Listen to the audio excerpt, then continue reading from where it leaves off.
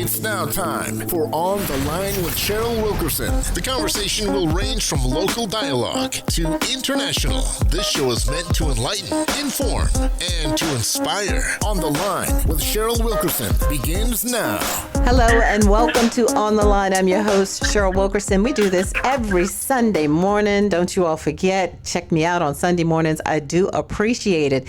This is the time of the year when people are putting their houses on the market. They're like, let's go move, and this is a good time. The children will be out of school. Let's make this change during the summer. And so I was thinking about that, and I said, well, you know what? I probably need to talk to an expert about this. Also, we're seeing these mortgage rates going up. And so I'm calling on a friend of mine. His name is Bruce Richardson. Bruce is unique because he is a realtor, but he's a realtor in Hampton Roads. He's in Richmond. He's in Northern Virginia. He has some of the newer certificates that are coming down for realtors. And he can just tell us overall what's going on with the housing market today. So welcome to On the Line, Bruce. Good morning, Cheryl. How are you doing this Sunday morning? I am doing well. Now tell me this. Why did you want to become a realtor? Well, you know, the obvious is if you have a sense of enjoying architectural details, of real estate, whether it be residential real estate or commercial real estate. Growing up in the city of Petersburg, Virginia, you have a lot of architectural uniqueness. And as a child, I was just enamored with some of the looks on the exterior of older homes, brick homes in the Petersburg area, and that sparked my fantasy to want to learn more. And so after working in government for years, I began to become an investor and pursue my real estate thoughts and ideas.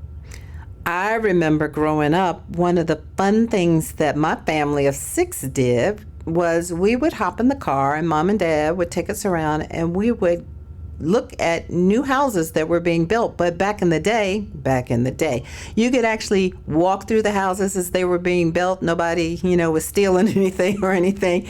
And that spawned my love of houses. I love houses. I mean, my ideal house is a 1-story brick house.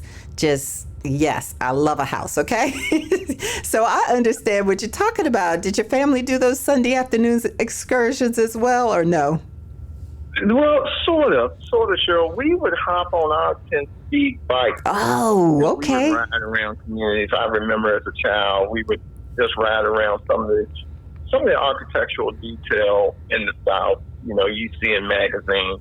But I was fortunate enough that we actually had some of this in the city of Petersburg. And I know the Hampton Roads and the Richmond area and the Northern Virginia area, you can still find those type of exterior details such as dental molding and brick and slate rooftops. So all of that stuff sort of just enamored me as a child, and I love it today. You love it today. Okay. But what in the world are we going to do with these interest rates? They are out of control, Bruce Richardson. So, Cheryl, we heard the news of Fed rate hikes, and I'm a real estate broker.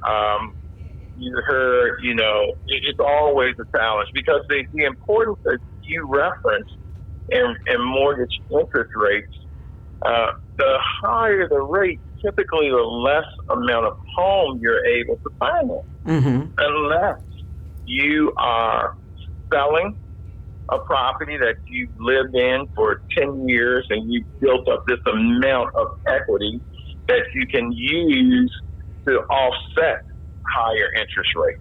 But the lower, the inverse is true as well. The lower the rates are, the more house you can buy. So when over the last 4.5, 5 years, even going back into 2017, 2016, when rates were in the low 4s and high 3s, you could buy more homes. We are now seeing rates above 6, and 6% that is. And so it does have its lower purchasing power for our clientele. The news, many instances, I was out in Washington, D.C. last week for our National Association of Realtors Legislative Affairs meeting, and our economist spoke, and hopefully we're going to see a tide change. Maybe no more Feds have indicated no more rate hikes, but maybe what we'll see is the latter part of this year, fourth quarter, we'll begin to see rates be cut. I don't have a crystal ball. I'm not in the mortgage business. I'm just saying what I heard at our legislative affairs meeting last week. So how much in the Hampton Roads area or in the Richmond area, young families, starter home, what's the ballpark that you're going to tell them that they're going to spend? Well, I would say this. The typical way that we work with first-time home buyers would be, following a process of getting yourself, developing a monthly budget. And, working in government, I apply the same. The one thing in your monthly budget is you have to pay you. So if you pay your other bills, there should also be a bill where you're paying yourself, whether that be through your 401k, 403b, whatever retirement plan that you have, you should be paying yourself as well. And so that helps you in gathering reserves.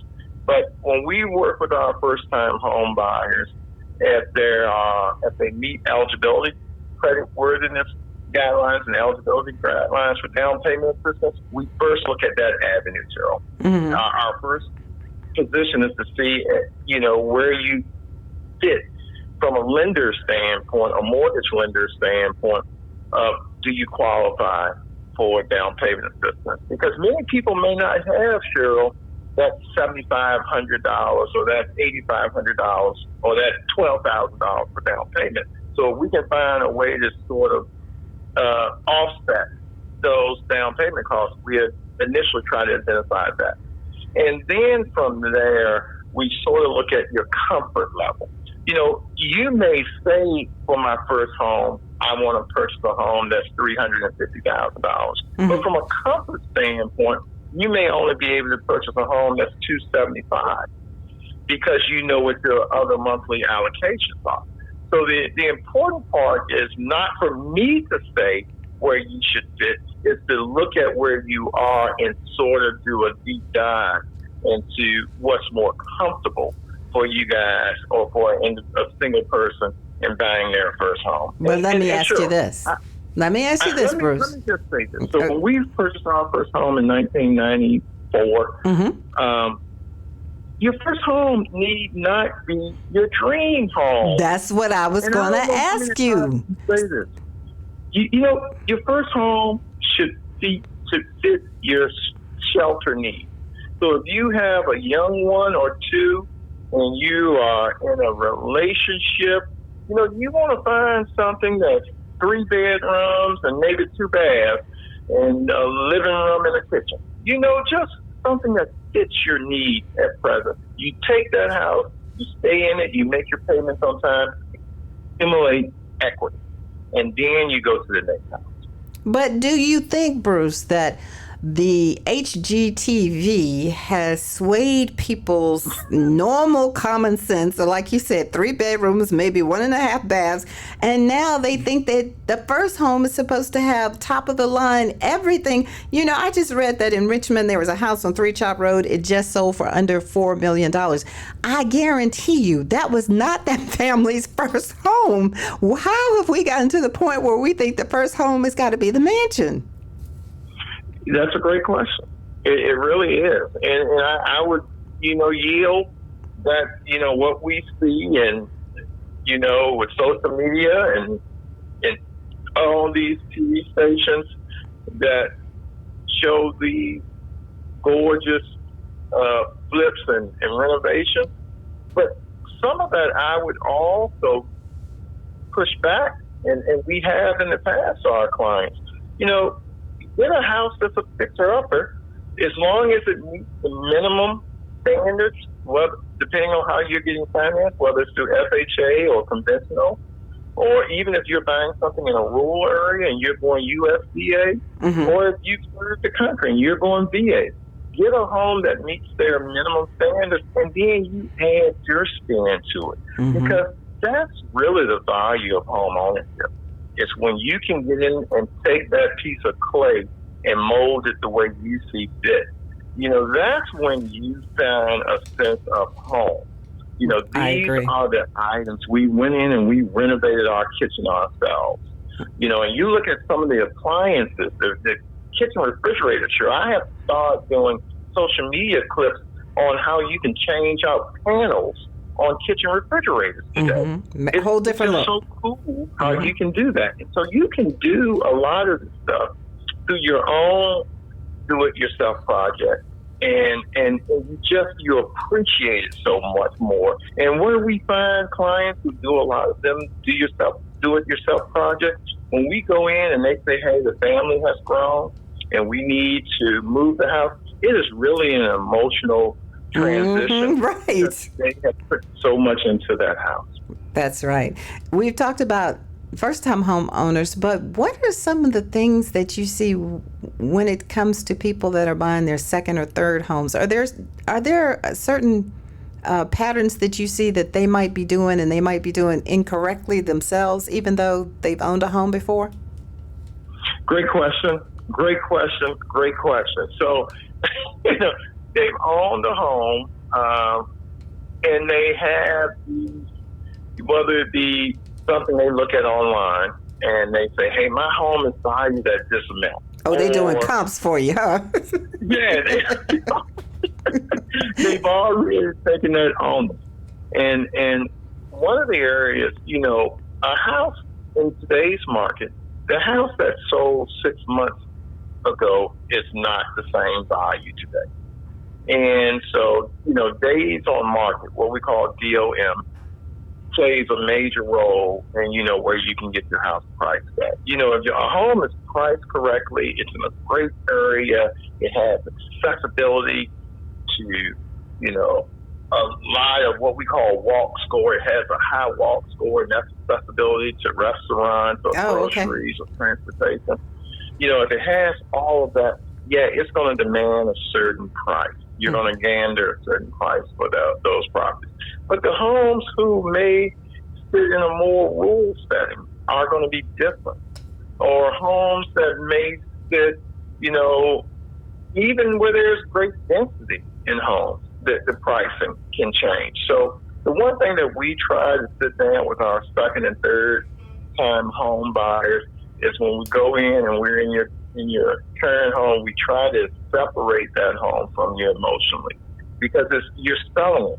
So it's no longer your home. That's hard, yeah. Around your home.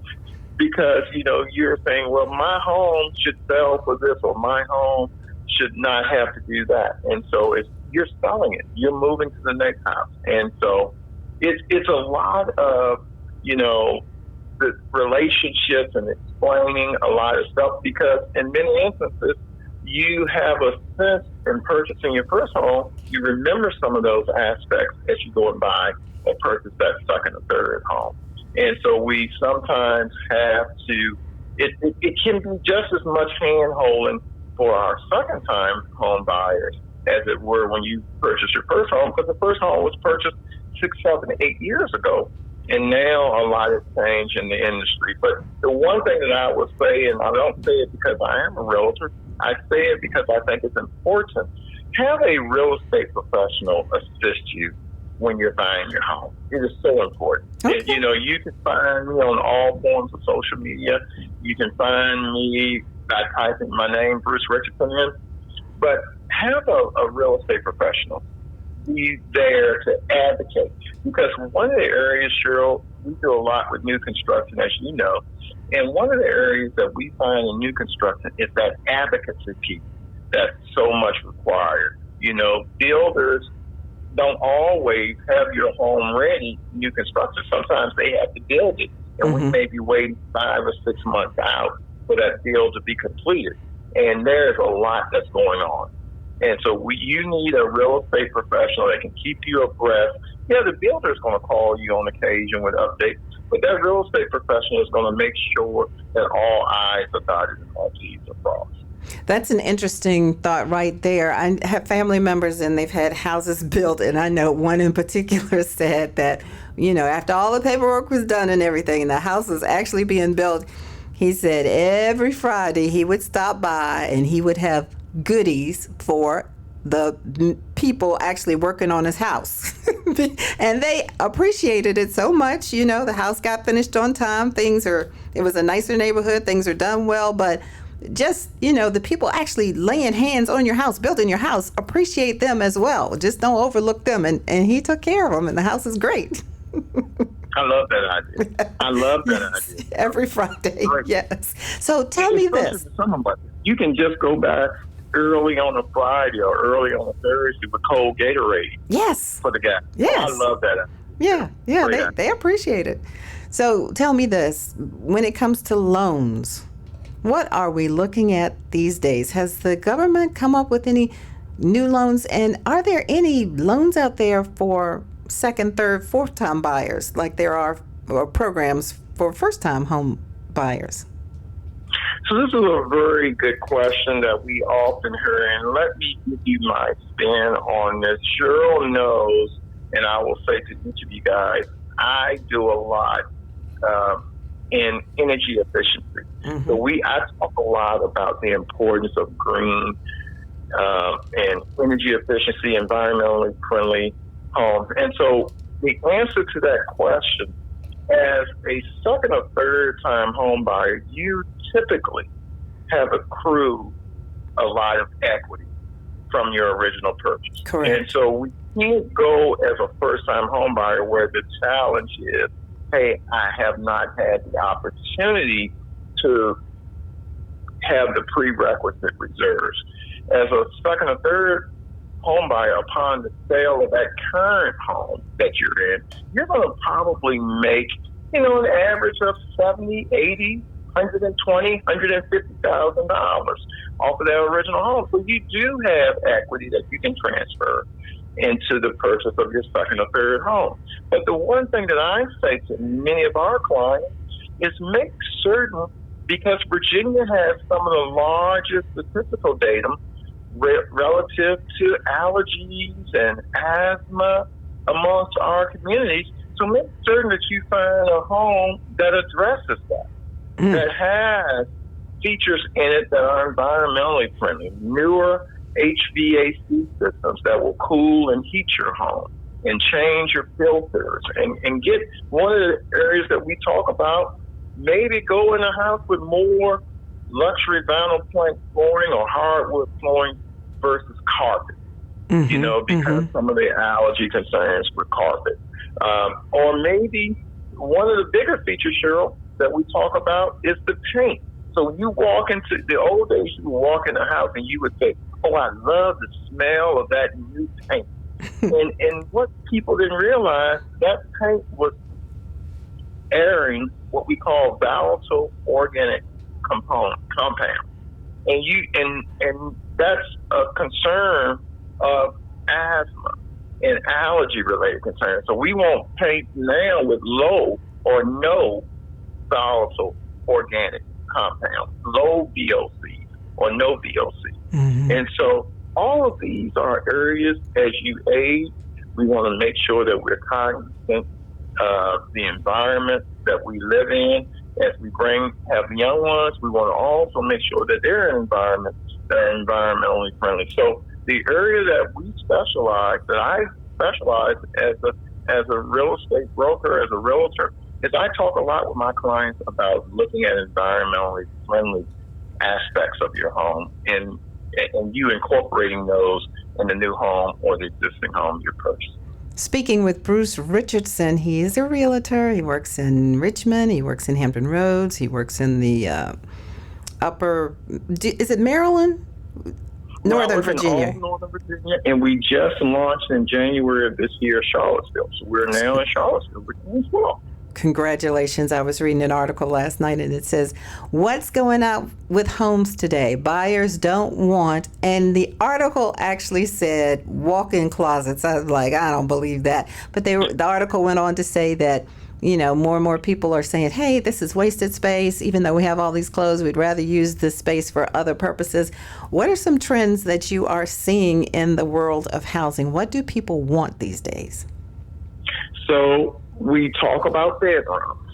And Cheryl made the comment earlier what her ideal home would be a rancher style home. Mm-hmm. Everything is on one level. But many clients prefer their primary bedroom and the primary ensuite bath to be on the first level today. Mm-hmm. Now I will tell you, we have builders that we have clients who have purchased homes with elevators. Yes. Yes. In-home elevators. And so even in some townhomes, right? Yeah, it's a higher price point. Mm-hmm. But yeah, we work with clients in Richmond, Northern Virginia, even down in Smithfield, Virginia, mm-hmm. who have purchased homes with an elevator included in the home. And that's a super sweet home. But the access to the main bedroom is, and it being on the first level is very attractive. You talk about storage, you talk about walk-in closets. Several builders are now including, either if you get a basement or if you have on the second level, they'll give you what's called a storage room, because we bring so much baggage from one house to another. They have now built in a room that would typically be a bedroom, but they now are calling these storage rooms, and it comes with windows and the whole gamut, whatever you decide. But most clients are using that versus using the garage. They're using this in-house room, or building a shed on the rear. They're using this room in the house for storage, so they have readily accessibility to that home. That is a different idea, because Americans have so much stuff in storage, so much stuff. And so they're putting those in the homes now. A lot of the smart features we're seeing in the homes, Cheryl, we've been seeing this for years now, but they're really becoming more nuanced. It's such as you can open and close blinds or shade, get your shades to your blinds. You can do it through Alexa. We're incorporating a lot of Alexa into our homes, where you can turn on lights, cut off lights through Alexa. And that's really a lot of the commonplace stuff that we're seeing, a lot of smart integration. You can almost do anything in your home through your cell phone device. So you can turn on the stove, you can turn on the washer, the washing machine, you can turn on lights, you can raise blinds, you can cut off blinds, you can turn off lights.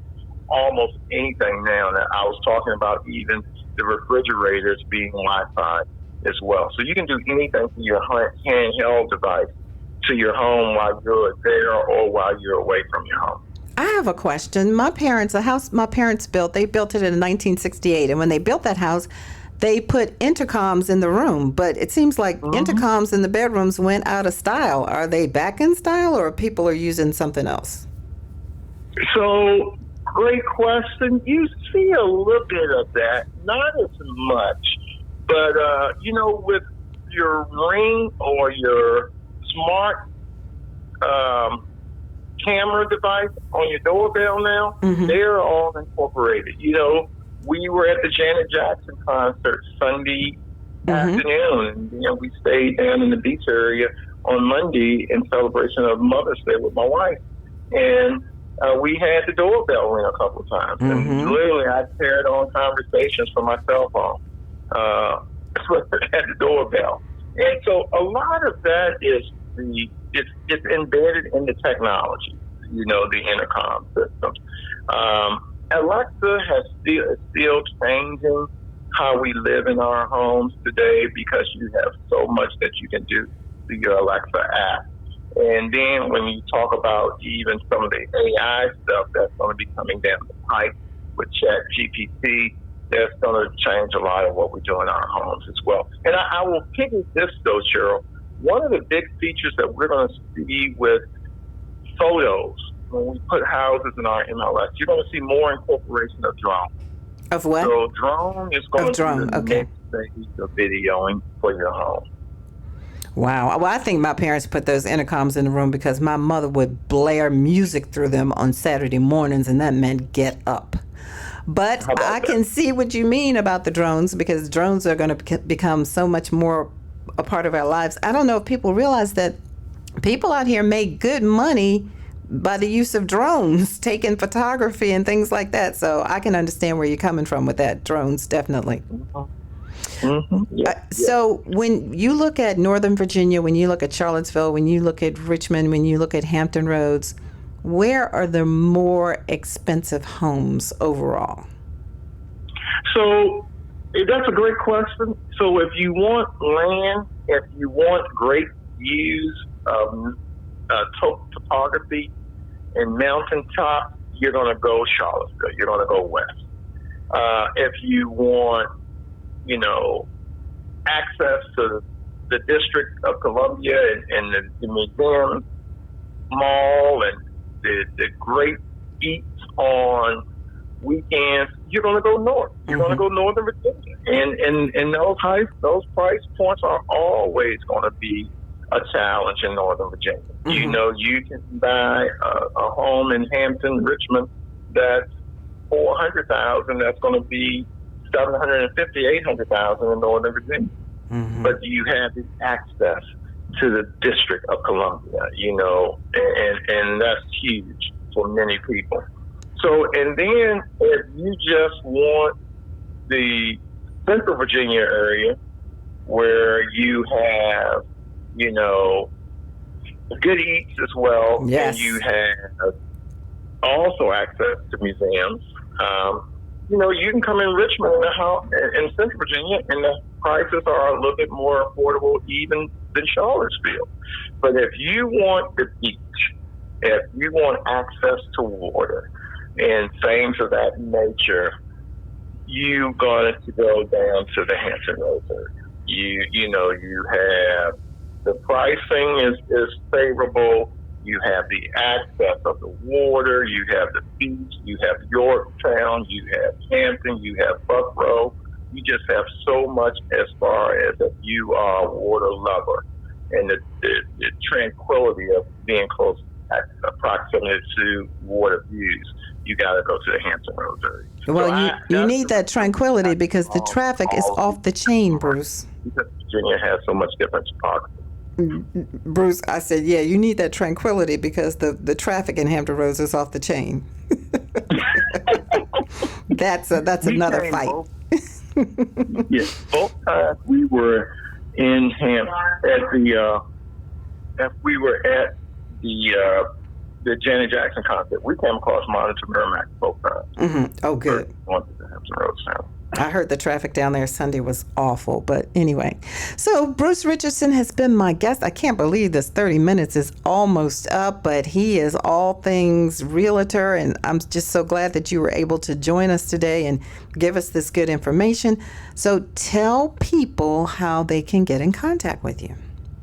So there are several ways, Cheryl. I want to first thank you for the opportunity today to be on the Sunday morning show. No worries. But there are several ways that you can reach me. I'm on LinkedIn at Bruce Richardson. You can also find me on your Facebook, your Instagram, or your Twitter accounts. I'm on each of those platforms. I have a real quick phone number. I will share it with everyone. It's an 804-641-7424. 804-641-7424. That's the most accessible way to find me. Or you can do any type of Google search and type in Bruce Richardson. The junior is the one that in college. I'm the senior. The one with no hair on his head. And he's at Virginia Tech with my nephew, right? Yes, he is. What's he studying? He is business management. Sean, Bruce Jr.'s major is business management with a minor in business analytics. Wonderful. Well, thank you so much for all you do for all of these different localities. Thank you for being one of these honest realtors out here just trying to get the job done. And thank you for all the information that you shared with us this morning. I'm Cheryl Wilkerson. It is a Sunday. I'm about to get out of here. Don't forget, you can always donate to this radio station if you are so inclined. We had a membership drive recently, and if you would like to donate, you can text Hot 91 to 91999. So in the to column, put 91999, and in the text, put Hot 91, and we would appreciate it. You all have a fabulous Sunday. I love you. Behold the green and gold.